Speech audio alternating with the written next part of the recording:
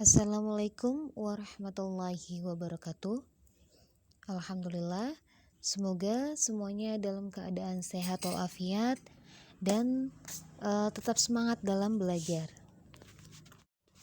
Dalam kesempatan kali ini kita akan membahas materi tentang runtuhnya Bani Abbasiyah.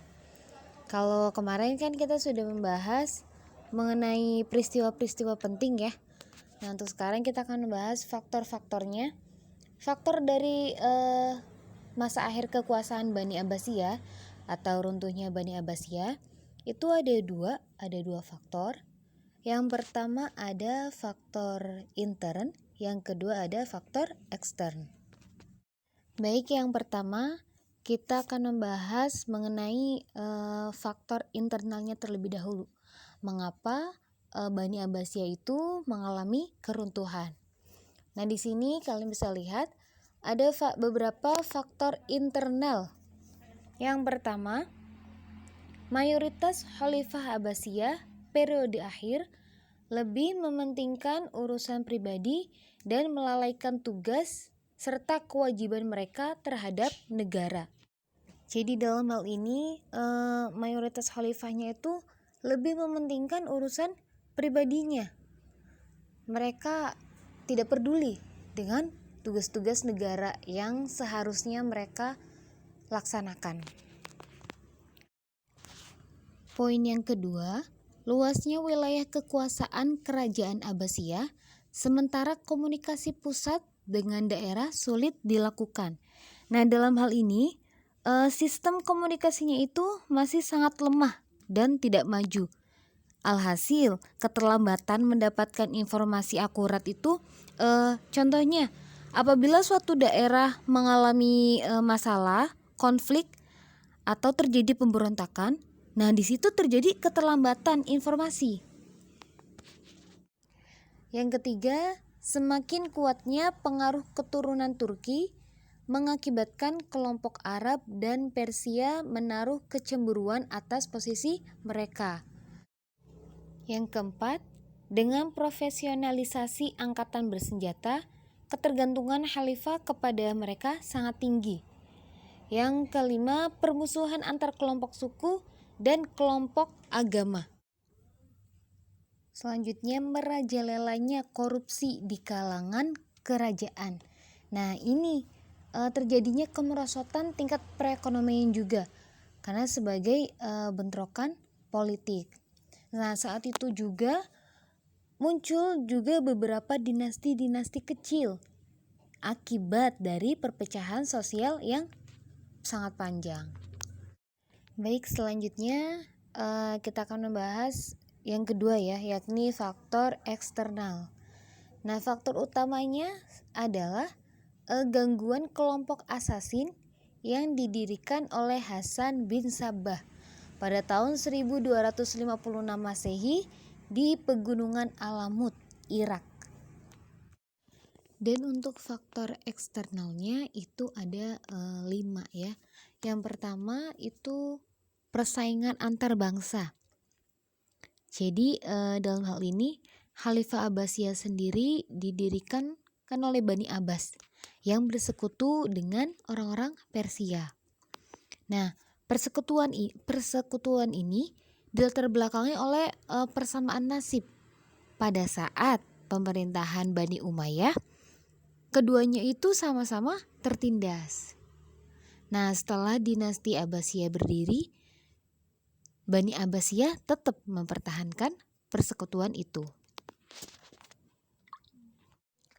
Faktor eksternal yang kedua yakni kemerosotan ekonomi.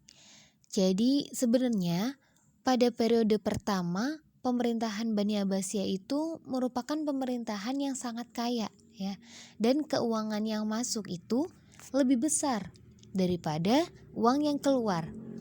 Nah, sehingga pada waktu itu Baitul Mal itu penuh dengan harta. Tetapi setelah khalifah mengalami periode kemunduran, alhasil pendapatan negara pun ikut menurun. Nah, ini ada beberapa faktor dari kemerosotan ekonomi. Yang pertama itu banyaknya kerusuhan yang mengakibatkan terganggunya perekonomian rakyat. Terus juga banyak terjadi korupsi saat itu.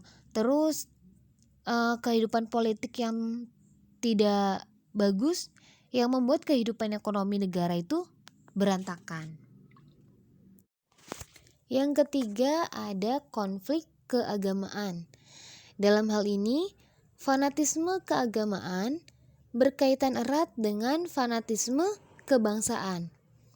Nah, karena cita-cita orang Persia itu tidak sepenuhnya tercapai. Akhirnya, mereka kecewa dan mendorong mereka mempropagandakan ajaran Manuisme, Zoroasterisme, dan Mazdakisme. Untuk Manuisme sendiri itu adalah suatu aliran keagamaan yang bercirikan gnostik. Nah, kalau Zoroasterisme itu biasanya bisa dikatakan dengan agama Majusi ya. Mereka mempunyai akidah yang dualisme, meyakini adanya dua Tuhan, Tuhan yang baik dengan Tuhan yang jahat gitu. Selanjutnya Mazdakisme. Nah, Mazdakisme sendiri adalah ajaran Persia kuno yang dibawa oleh nabi palsu. Nah, gerakan ini menggoda rasa keimanan para khalifah. Itu.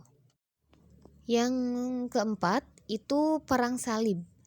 Nah, di sini perang salib itu terjadi dalam beberapa gelombang dan banyak menelan korban. Jadi konsentrasi dan perhatian Bani Abbasiyah pun terpecah belah. Nah, untuk menghadapi tentara salib, sehingga pada saat itu memunculkan kelemahan-kelemahan dari Bani Abbasiyah. Yang kelima, ada serangan bangsa Mongol. Jadi serangan tentara Mongol ke wilayah Islam ini menyebabkan kekuatan Islam menjadi lemah. Nah, dalam hal ini akhir dari kekuasaan Bani Abbasiyah adalah saat Baghdad dihancurkan oleh pasukan Mongol yang dipimpin oleh Hulagu Khan pada tahun 656 Hijriah atau 1258 Masehi. Ada beberapa motif yang melatar belakangi penyerbuan bangsa Mongol ke Baghdad. Yang pertama, kekalahan dinasti Khawarizmi dari bangsa Mongol. Yang kedua, adanya motif ekonomi. Demikian materi yang dapat saya sampaikan mengenai runtuhnya Bani Abbasiyah. Semoga dapat dipahami. Terima kasih atas waktunya. Tetap semangat untuk belajar. Kurang dan lebihnya saya mohon maaf. Wassalamualaikum warahmatullahi wabarakatuh.